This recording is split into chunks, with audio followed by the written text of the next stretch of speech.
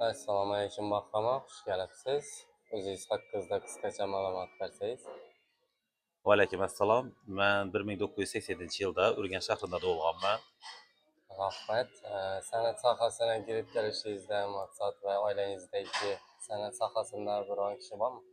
Yo'q, bizda san'atkor bo'lmagan. Meni qiziqishim kuchli bo'lgan. Shu san'at sohasini yoshligimizdan oshatib kirganman san'at sohasini. Rahmat.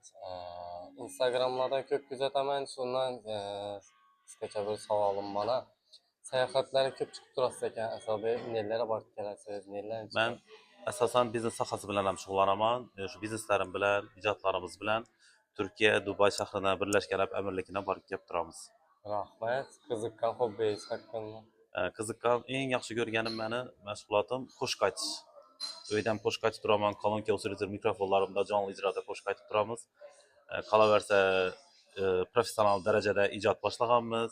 Xudo xolsa zo'r ijodlar bilan sizlarga taqdim etamiz, xudo xolsa qo'shiqlarimizni. Toza yangilik Rahmat, qo'shiqlarimizni. rahmat. Yangiliklar chiqadimi tez orada, xudo xohlasa? Albatta, xudo xolsa zo'r yangiliklarimiz bor sizlarga.